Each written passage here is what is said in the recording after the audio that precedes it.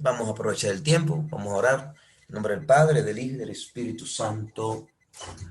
Amén. Padre nuestro que estás en el cielo, santificado sea tu nombre, venga a nosotros tu reino, hágase tu voluntad en la tierra como en el cielo. Danos hoy nuestro pan de cada día, perdona nuestras ofensas, como también nosotros perdonamos a los que nos ofenden. No nos dejes caer en tentación y líbranos del mal, porque tuyo es el reino, tuyo es el poder y tuya la gloria, ahora y siempre. Amén. Gracias, Señor, por esta oportunidad de estudiar, Señor, la historia de tu iglesia, en este caso de los concilios ecuménicos.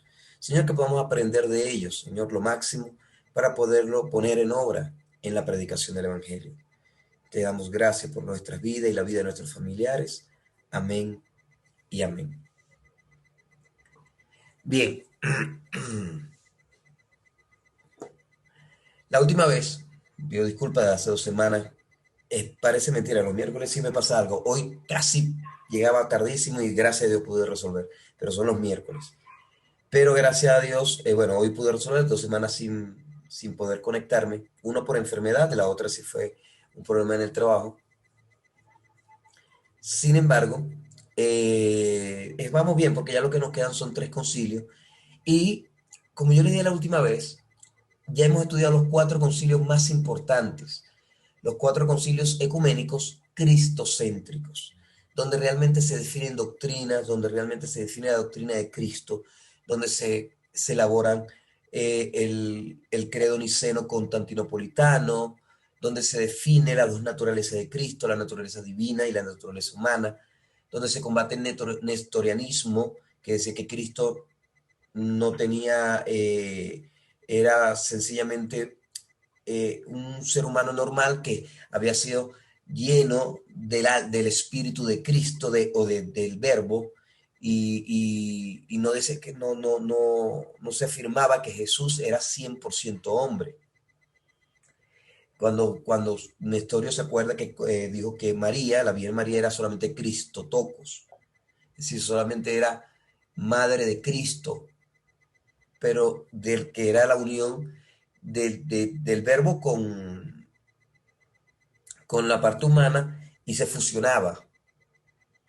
Y la iglesia estableció que no, que la Virgen María era, no era solamente Cristotocos, sino era Theotokos, es decir, la madre de Dios, porque Cristo era 100% Dios y 100% hombre. Entonces se definieron las doctrinas cristológicas que hemos venido estudiando, ¿verdad? Eh, y en el último concilio de Calcedonia, que estudiamos sobre cómo con ciertos artilugios de algunos obispos, eh, trataron de desacreditar a algunos patriarcas, trataron de engañar al emperador. Sin embargo, siempre la fe ortodoxa triunfó a través de la providencia divina, donde una emperatriz, ¿verdad?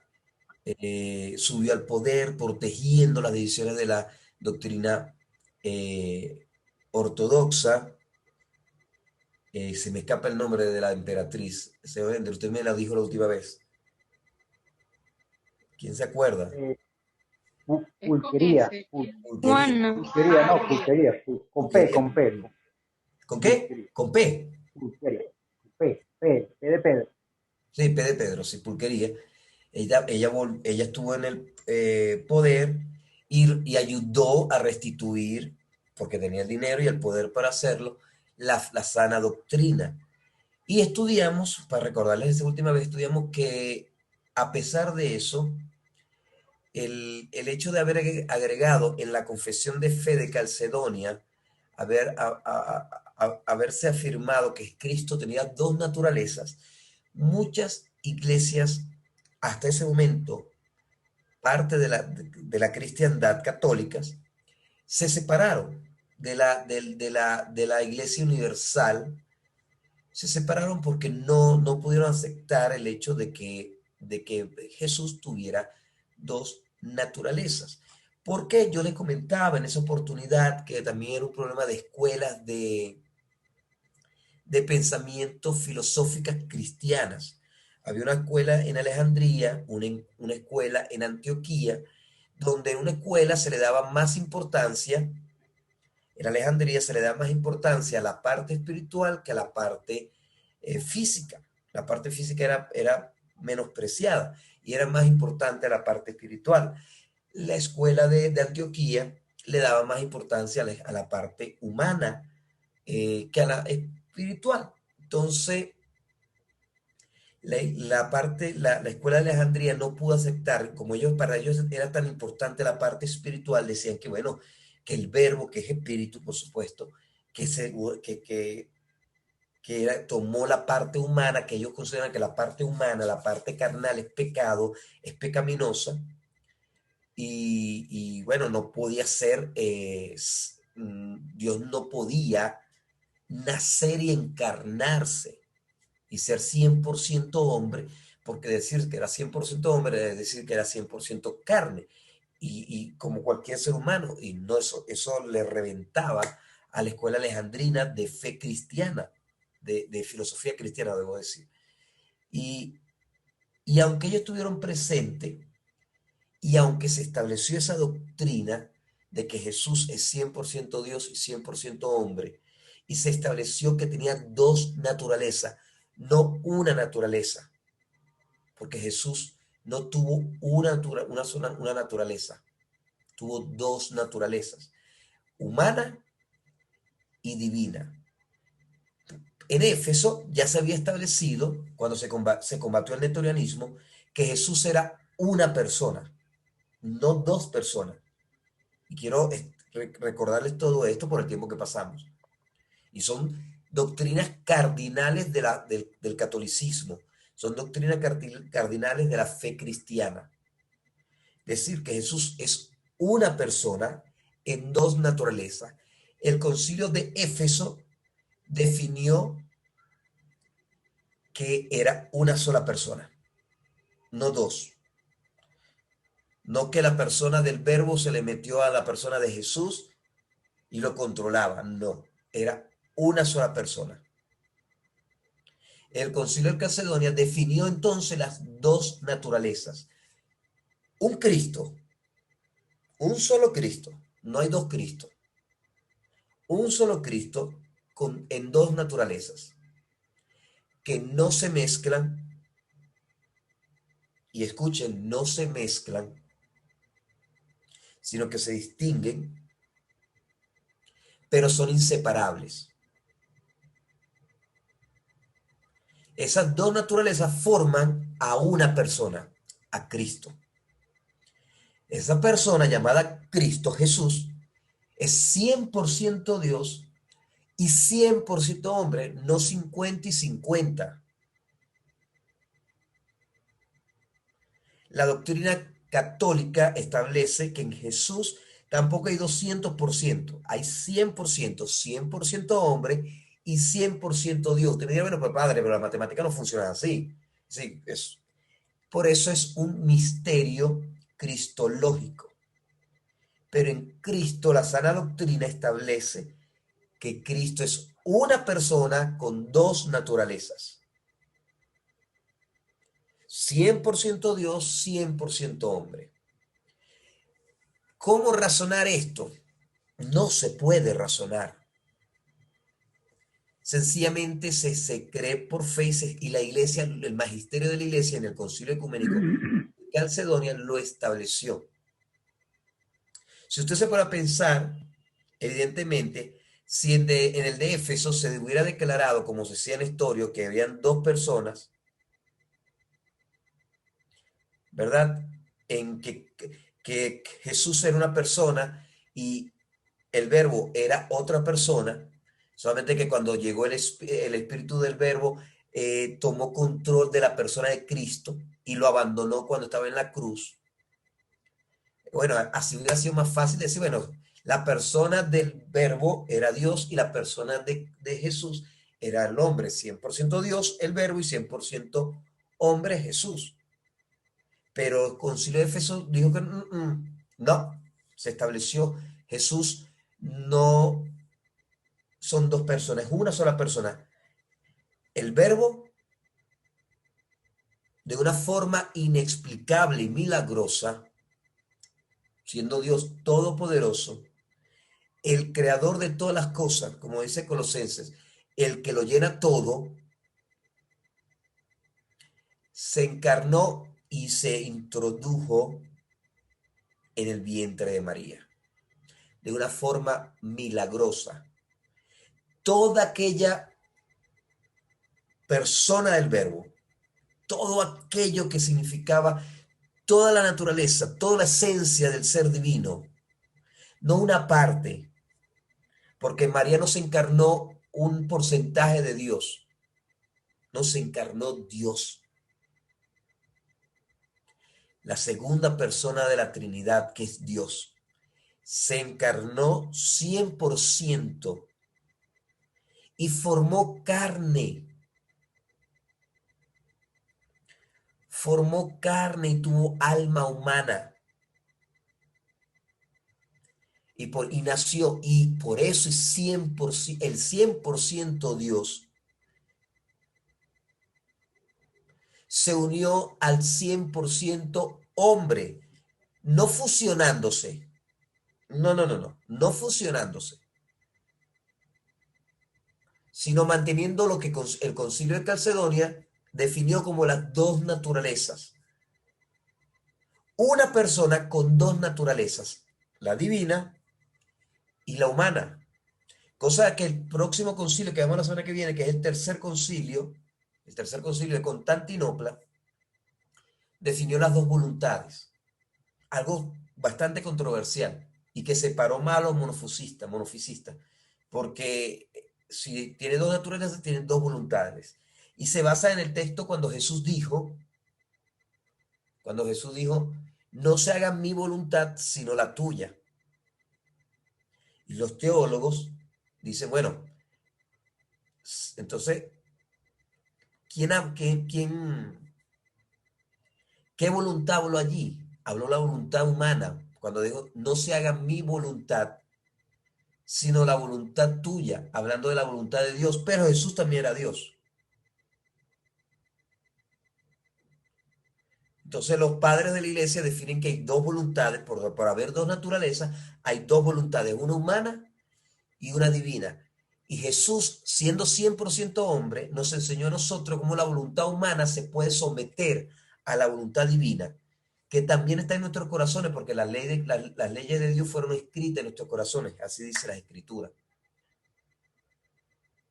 Entonces, bueno, pero me estoy adelantando, ese es el tercer concilio de Constantinopla.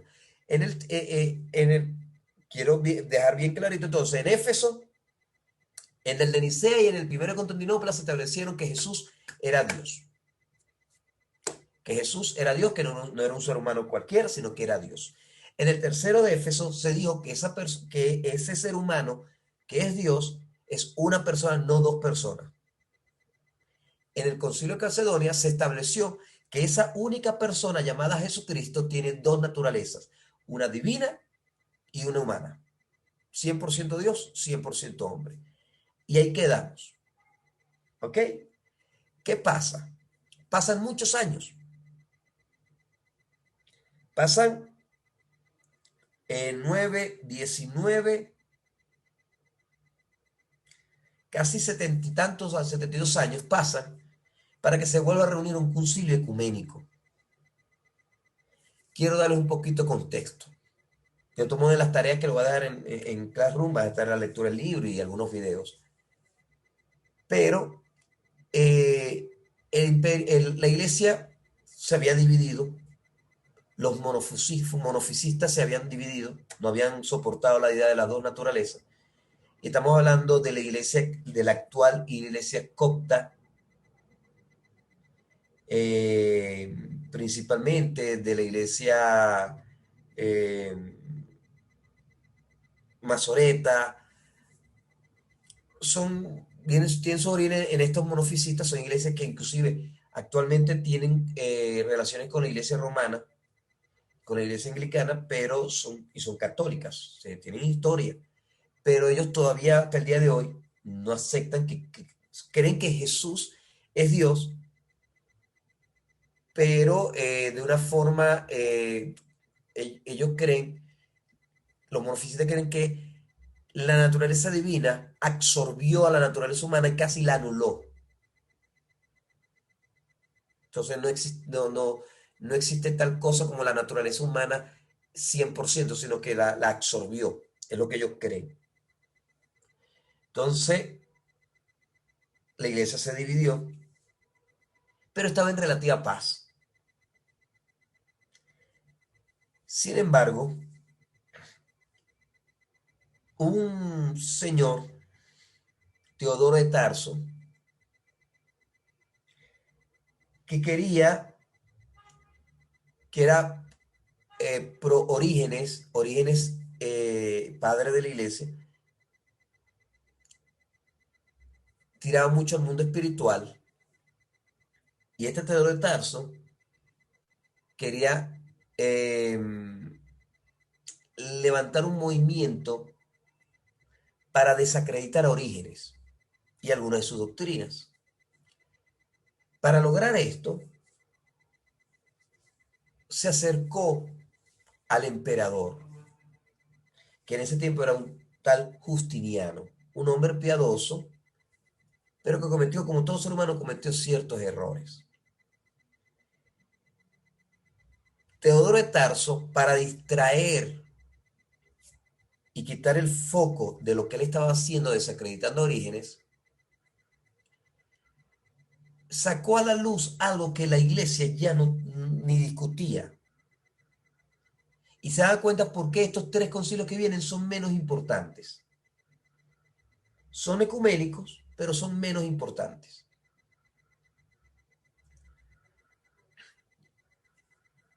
Teodoro de Tarso le dijo al emperador que existía una manera de acercar a los monofisistas, de volverlos a la iglesia. Habían pasado 72 años. El emperador quería la unión de la iglesia también. Y cuando escuchó Teodoro Tarso que había alguna forma de acercar otra vez a los monofisistas a la iglesia, lo escuchó. Este señor, Teodoro de Tarso, obispo, le dijo que si él condenaba, si se condenaba a tres personas heréticas de ese concilio que participaron en el concilio de Calcedonia 72 años antes, que si él condenaba la doctrina y a esos personajes, los monofisistas iban a volver, cosa que era mentira. Pero él consiguió algunos que afirmaron que sí, bueno, si se hace eso, volvemos. La intención del emperador era buena, era reunir a la iglesia. Pero y cometió algunos errores, le comento. Estos tres personajes fueron Ibas, tres obispos llamados Ibas, Teodorato y Teodosio. Eran tres obispos que en la época de Nestorio se habían vuelto herejes, estaban de acuerdo con Nestorio. Inclusive lanzaron tres tratados, tres cartas, conocidas en la historia como los tres capítulos, que condenaron, si ustedes se acuerdan, estos escritos condenaban las 13 anatemas de San Cirilo, que fue el obispo de Roma, que ayudó en el concilio de Éfeso y de Calcedonia en contra de los herejes. Pero ¿qué pasó en Calcedonia? Estos tres capítulos no se toman en cuenta porque los obispos que los escribieron, llamados Teodosio, Teodoreto e Ibas, se arrepintieron de su pecado, de su herejía, y condenaron a Nestorio. Condenaron a Dioscoro, que era el que estaba en ese tiempo en Calcedonia, también, era un hereje, que decía que Cristo tenía una sola naturaleza. Se arrepintieron. Y como se arrepintieron, los libros que escribieron no fueron ni anatematizados, no fueron maldecidos. ¿Por qué? Porque el concilio de Calcedonia consideró que no vale la pena. ¿Por qué? Porque primero habían sido escrito en griego, una lengua que no todo el mundo dominaba ya, sino era la dominante era el latín. Era de tres obispos menores, no tenían sedes patriarcales y se habían arrepentido y habían condenado a Nestor y a los herejes. Entonces los obispos no fueron anatematizados ni sus escritos. Fueron pasados al olvido. Nadie hablaba de esos libros, nadie hablaba de esos obispos. Habían pasado 72 años. Y este Teodoro de Tarso saca a la luz esto y dice, no, mira, engañando al emperador, le dice, el concilio de Calcedonia cometió un error. El concilio de Calcedonia no condenó los tres capítulos, que eran los libros de estos tres obispos, no condenó los tres capítulos y no los condenó a ellos, siendo ellos herejes. Y como el concilio de Calcedonia no hizo esto, los monofisistas se escandalizaron más y se separaron. Cosa que era mentira, ellos se habían separado por lo de la dos naturaleza. Pero este obispo Teodoro de Tarso convenció a la emperatriz y la emperatriz convenció al emperador. Y el emperador dijo, bueno, vamos a hacer algo, vamos a llamar un concilio ecuménico donde condenemos los tres capítulos y condenemos a los que los escribieron. El Papa no estuvo de acuerdo inmediatamente. El obispo de Roma, Vigilio. ¿Por qué nombró al obispo de Roma Vigilio, que era el Papa? Porque el emperador Justiniano consideraba que si el Papa estaba de su lado, toda la iglesia iba a aceptar a este concilio ecuménico que él estaba llamando. Este concilio, y por eso lo estoy diciendo, este concilio, el quinto concilio ecuménico, el de Constantinopla II, no fue llamado por una herejía, pero no en el sentido literal,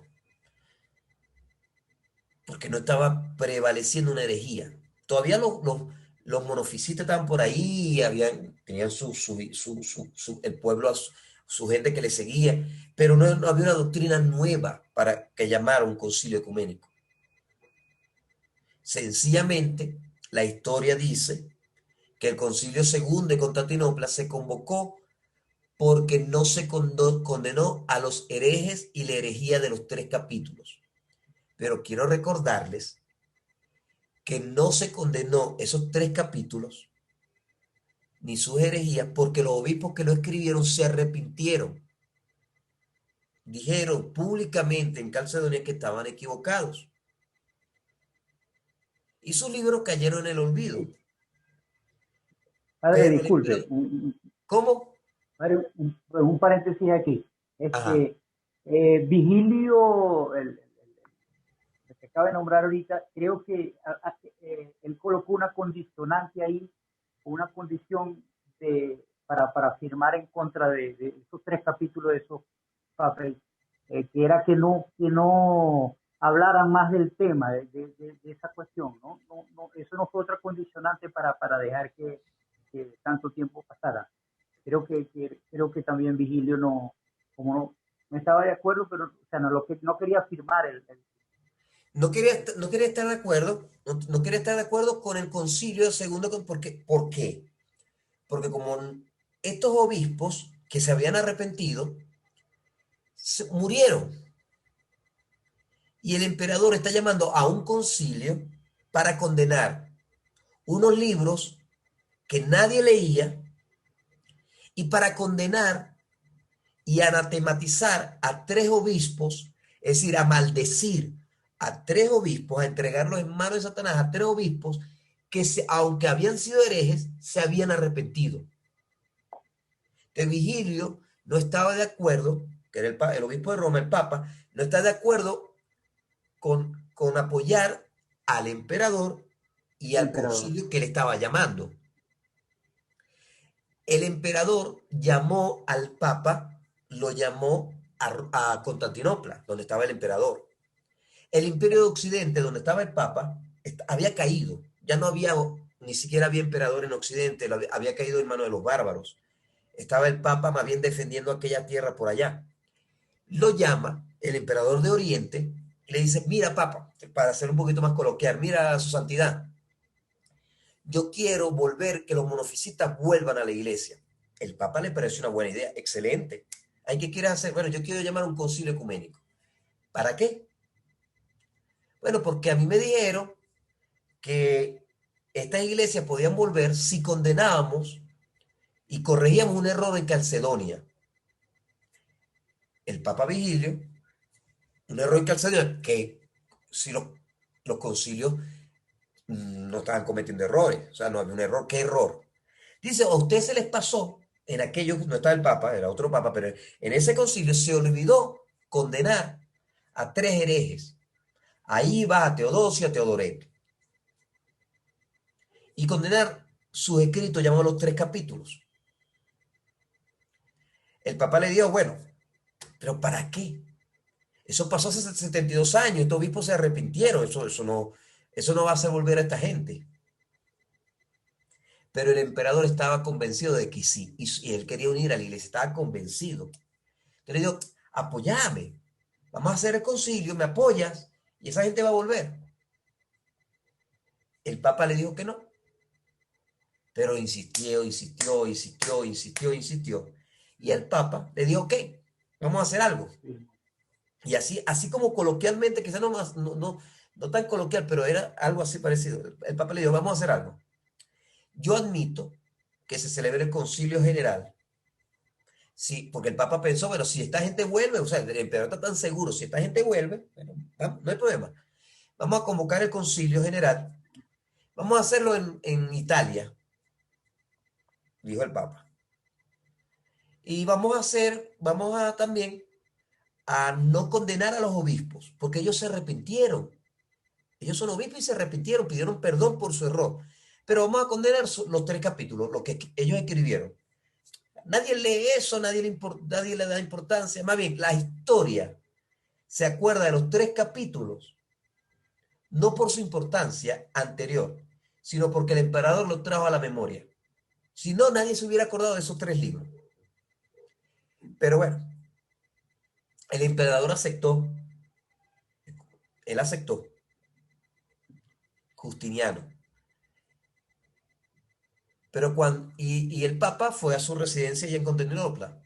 Si el Papa, no sé, medio esquizofrénico, lo mandó a buscar para forzarlo a que no, a 2 cosas. Uno, que el concilio no se realizara en Italia, sino en Oriente, en Constantinopla. ¿Por qué quería el emperador eso? Para que hubiera más obispos orientales que occidentales. Occidental. Sí. Y para tener más obispos a su favor, porque él era el emperador de Oriente. Y él ejercía más influencia sobre los obispos en Oriente. En Occidente no tanto, porque los obispos en Occidente dependían más del Papa.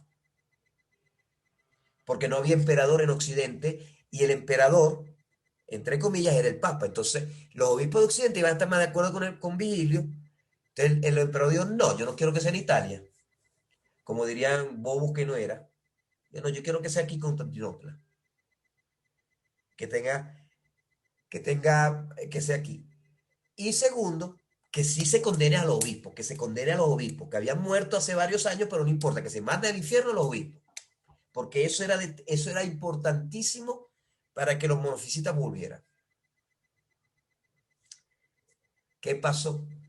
Fue obligado, mire, fue maltratado, el obispo Vigilio dice la historia que fue maltratado, dice que se abrazaba a las columnas de donde estaba, de la casa, y los soldados jalaban los brazos, le soltaban los brazos, y la gente vio eso, hasta que, bueno, los soldados no pudieron llevárselo.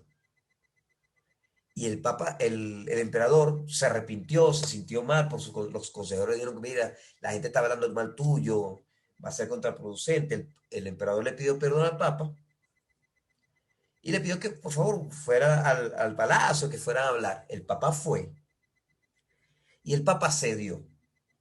El Papa, buena gente, dijo, bueno, que no hay problema, que la reunión se haga en Constantinopla, pero que haya igual número de obispos italianos o de Occidente que orientales, que no sean más de uno que otro, sino que sea la misma cantidad. E insistió, y no se va a condenar a los obispos muertos.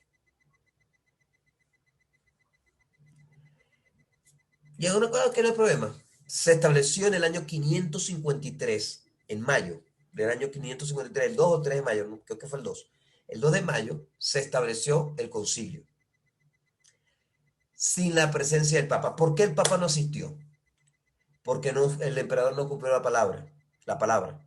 Había más obispos orientales que occidentales. Y en la agenda estaba la condena de los obispos muertos. O sea, el emperador estaba empeñado, pues. Aparte, que el emperador sacó una confesión, la confesión de fe de Justiniano, donde lo que se dijo en Calcedonia, que Cristo, que Cristo o que Jesús estaba en dos naturalezas, se omitió. Y el Papa dijo, no, ya va, no. Lo que dijo Calcedonia se queda, es decir, Jesús en dos, o el Cristo en dos naturalezas. Y el Papa no asistió a las reuniones. Y el concilio siguió con muchos obispos, cantidad exagerada.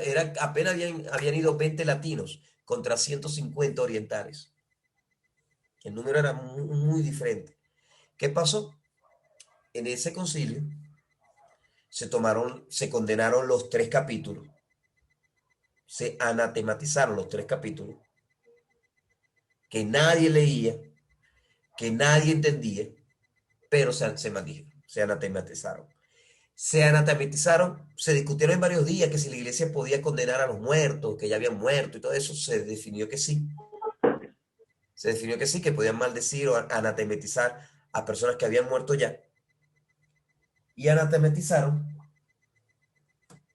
a los 3 obispos que escribieron los 3 capítulos, a Teodosio, a Teodoreto y a Ibas. Los maldijeron, los anatematizaron y aceptaron la confesión de Justiniano. El Papa no estuvo de acuerdo con este concilio al principio. Después, Justiniano volvió a hablar con el Papa y por muchos años no fue considerado ecuménico este concilio, porque los obispos occidentales no estuvieron de acuerdo. Pero el Papa cedió después. Cedió por la unidad de la iglesia, porque estaba posiblemente un cisma entre Occidente y Oriente. Cisma que se dio muchos años después igualito, pero para evitar un cisma, el Papa aceptó, uno, la condena de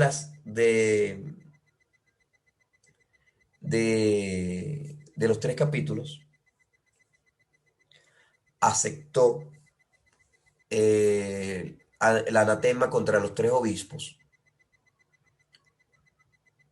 cosa que no acercó un poquito a los monofisistas, pero no se volvieron a unir, sino que hubo diálogos que se echaron a perder en el próximo concilio, en el tercero, con las dos voluntades. Pero por muchos años no fue considerado este concilio, inclusive la historia dice que este fue el concilio ecuménico más triste, porque no se definió doctrina. El único propósito fue condenar unos libros que nadie leía, que no eran importantes, condenar a sus escritores y ya, nada más. No hay mucho más que decir de esto. Sin embargo, quiero leer algunos de sus decretos para que veamos, para que se contextualicen. Yo considero igualmente que este fue igual como dice la historia, un concilio triste, no es relevante, no es muy importante, es ecuménico, porque al final cuando el Papa dio su consentimiento, los obispos occidentales estuvieron de acuerdo, ya los orientales están de acuerdo, entonces las decisiones que se tomaron en ese concilio son universales. La iglesia las adoptó. Eh, y como yo le decía el lunes, uno se da cuenta que la iglesia es una empresa humana, porque comete errores. Y voy a compartir pantalla para que hagamos sus decretos.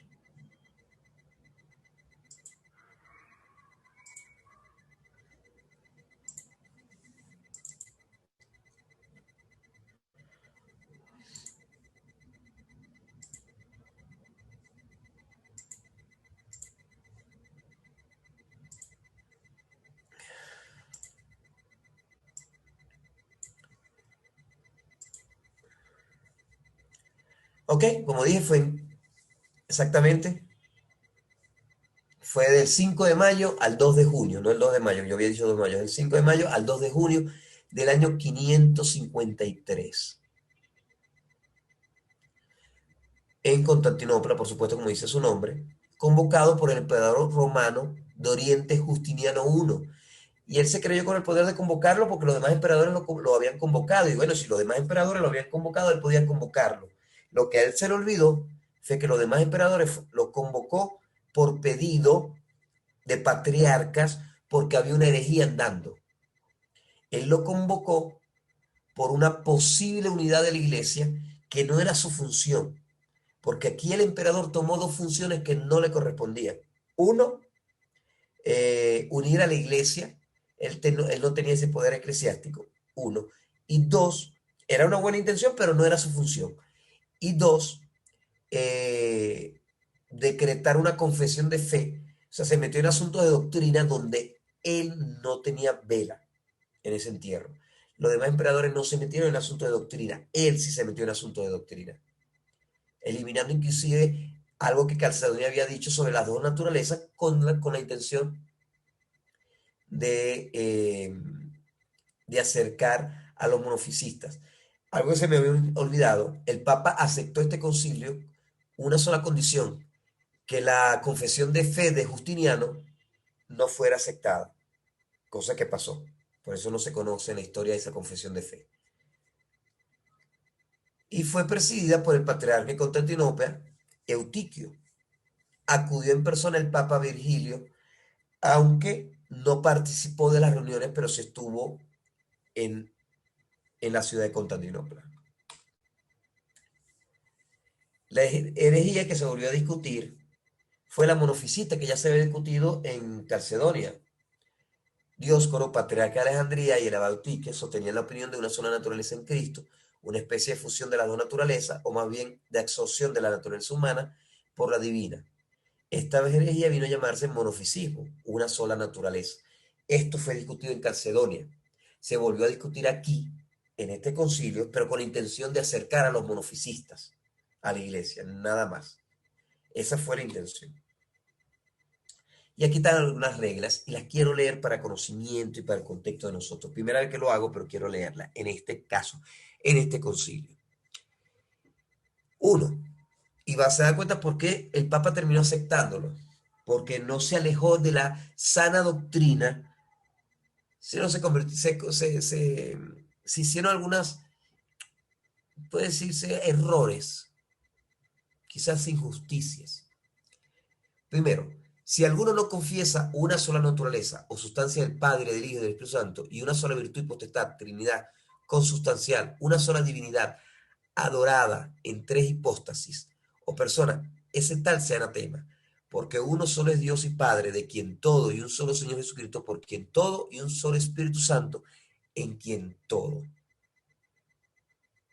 Si alguno no confiesa que hay dos nacimientos de Dios Verbo, uno del Padre antes de los siglos, por eso el credo dice que fue engendrado antes de los siglos, ese es el primer nacimiento de Jesucristo, antes de los siglos, sin tiempo e incorporalmente, otro en los últimos días, cuando él mismo bajó de los cielos y se encarnó de la Santa Gloriosa Madre de Dios y siempre Virgen María, y nació de ella, es el segundo nacimiento, la encarnación. El tal sea anatema.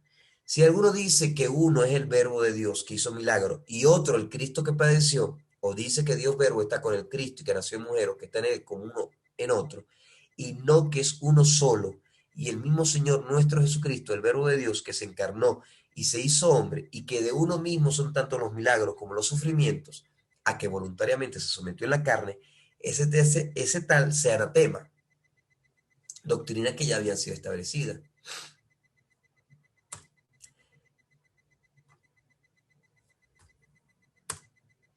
4. Si alguno dice que la unión de Dios Verbo con el hombre se hizo según gracia o según operación o según igualdad de honor o según autoridad o relación o hábito, fuerza, según buena voluntad, como si Dios Verbo se hubiera complacido del hombre por haberle parecido bien y favorablemente de él, como Teodoro localmente dice, o según homonimia, conforme a lo cual los nestorianos llamando a Dios Verbo, Jesús y Cristo, y al hombre separadamente dándole el nombre de Cristo y de Hijo, y hablando evidentemente de dos personas, fingen hablar de una sola persona y de un solo Cristo, según la sola denominación y honor y dignidad y admiración, mas no confiesa que la unión de Dios Verbo con la carne animada del alma racional e inteligente se hizo según composición o según hipóstasis, como enseñaron los santos padres, y por esto una sola persona de él, que es el Señor Jesucristo, uno de la Santa Trinidad, ese tal sea anatema. Porque como quiera que la unión se entienda de muchas maneras, lo que sigue la impiedad de Apolinar y de Eutiques, inclinados a la desaparición de los elementos que se juntan, predican una unión de confusión. Los que piensan como Teodoro y Nestorio, gustando de la división, introducen una unión habitual. Pero la Santa Iglesia de Dios, rechazando la impiedad de una y otra herejía, una en Éfeso, se discutió en Éfeso y la otra en Calcedonia, confiesa la unión de Dios rechazando la impiedad de composición, es decir, según hipóstasis, porque la unión según composición es el misterio de Cristo. No solo guarda inconfusos los elementos que se juntan, sino que tampoco admite la división. Es decir, no se puede separar lo de 100% Dios, no se puede separar del 100% hombre.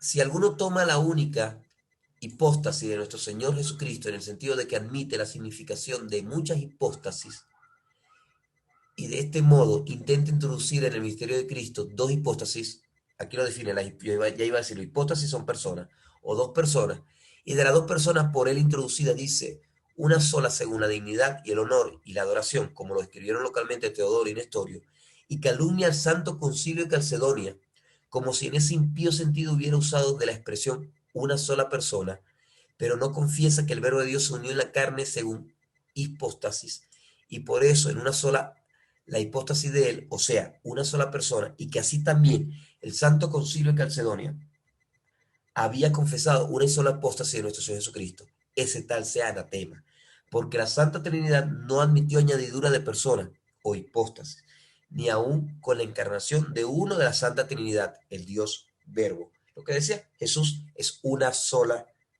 persona o hipóstasis. Aquí vuelvo a decir lo de la Virgen María, que es Madre de Dios. Esto acá. Si alguno, al decir en dos naturalezas, no confiesa que un solo Señor nuestro Jesucristo es conocido como en divinidad y humanidad, para indicar con ello la diferencia de las naturalezas, de las que sin confusión se hizo la inefable unión, porque ni el Verbo se transformó en la naturaleza de la carne, ni la carne se pasó a la naturaleza del Verbo, pues permanece una y otra lo que es por naturaleza, aún después de hecha la unión según hipóstasis, es decir, en otras palabras, dos naturalezas, una sola persona, sino que toma en el sentido de una división en parte tal expresión referente al misterio de Cristo, o bien confesando el número de naturaleza en un solo y mismo Señor nuestro Jesucristo, Dios Verbo encarnado, no toma en teoría solamente la diferencia de las naturalezas de que se compuso, diferencia no suprimida por la unión. Es decir, aunque es una sola persona, hay dos naturalezas, porque un solo resulta de ambas, y ambas son por uno solo. ¿Ok? Vuelvo a decir, porque una sola persona resulta de ambas naturalezas, y ambas naturalezas forman una sola persona, en otras palabras, sino que se vale de este número como si Cristo tuviese las naturalezas separadas y con personalidad propia, ese tal sea anatema. Es decir, que diga que tenga dos naturalezas o dos personas, que tenga dos personas, pues. Como tiene dos naturalezas, son dos personas.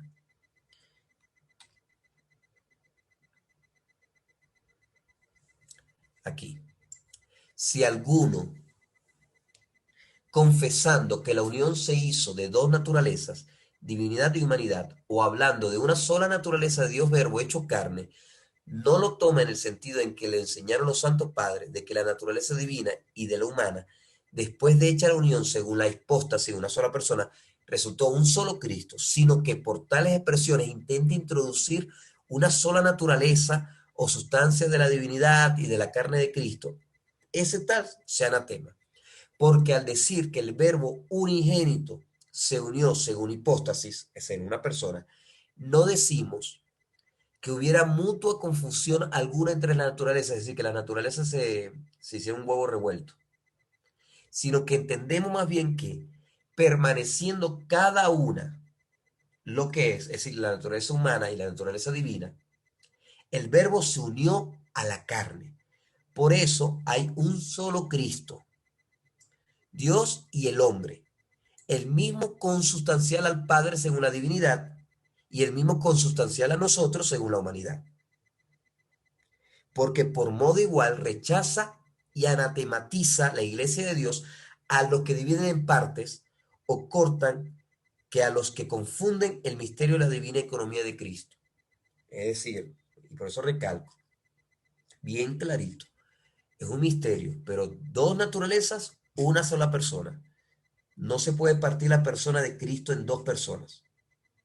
No, es una sola persona que tiene 100% divinidad y 100% humanidad, que es consustancial al Padre divinamente y consustancialmente al hombre en la carne.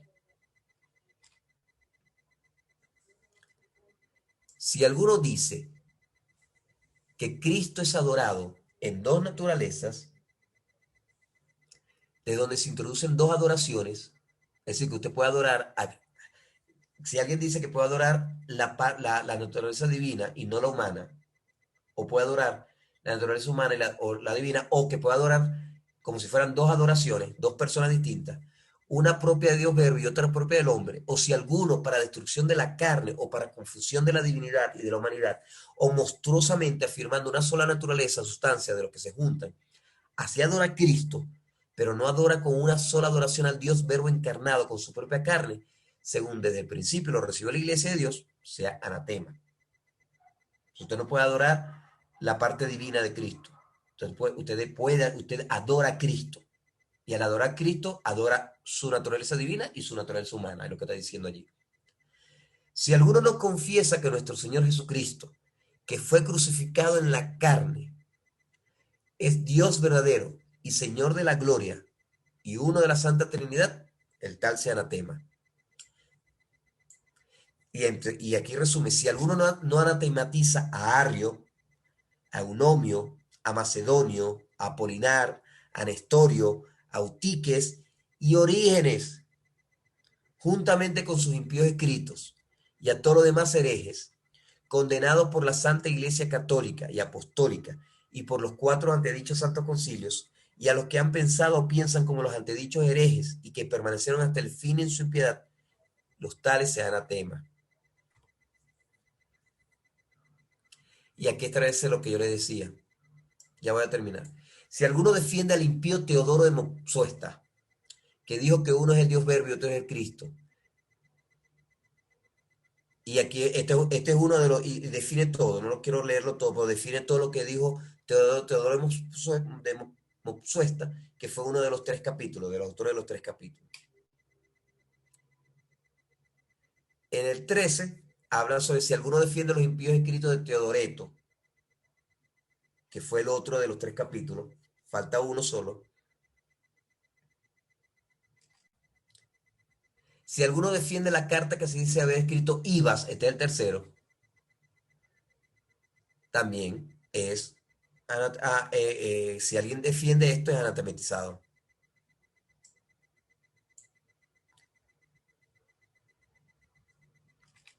Y con esto llegamos al fin de este concilio.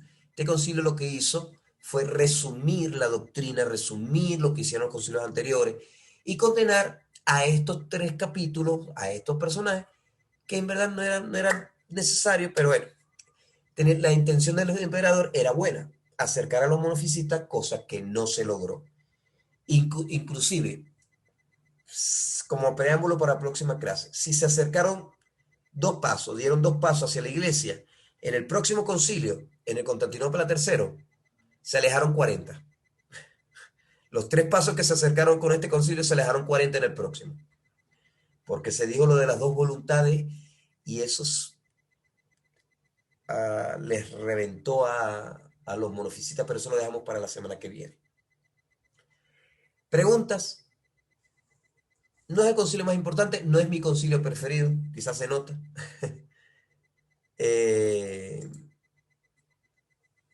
No fue realmente, inclusive la iglesia anglicana, para dar el contexto, la Low Church y algunas High Church, ojo, en sus, la Low Church, la iglesia baja anglicana, acepta los 4 primeros. Nicea, Constantinopla primero, Éfeso y Calcedonia, los 4 primeros. Los otros 3, segunda y tercera Constantinopla y segunda Nicea, ni los aceptan. La High Church, la iglesia alta anglicana, dice, como dice Liberación Común, dice, los primeros 4 lo reciben como autoridad doctrinal. Los últimos 3 lo reciben como referenciales, como importantes para la historia y para consulta, pero no como autoridad doctrinal, porque no establecen doctrina. Otras reciben los 7 concilios ecuménicos, los aceptan. Y así, diferentes, no solamente anglicanos, hay iglesias, las heterocatólicas aceptan los 7, pero hay una de Utrecht que recibe los primeros 4 y como referencia a los últimos 3 y así. La ortodoxa rusa acepta creo que los 7, pero la ortodoxa oriental de Grecia acepta los 4 solamente. Y bueno, no es al revés, perdón. La ortodoxa griega acepta los 7, la ortodoxa rusa acepta los 4 y los últimos 3 como referencia.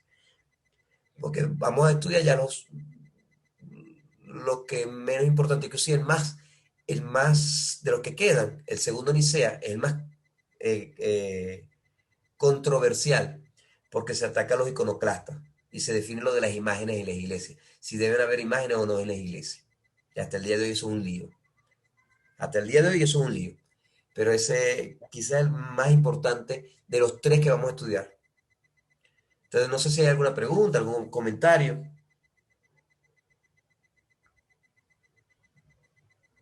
¿Ninguno? Sí, Bien. por ahorita está bien, claro. Gracias. Bien. Bueno, Dios me los bendiga.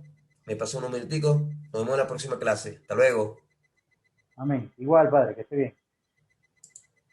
Hasta luego, profe.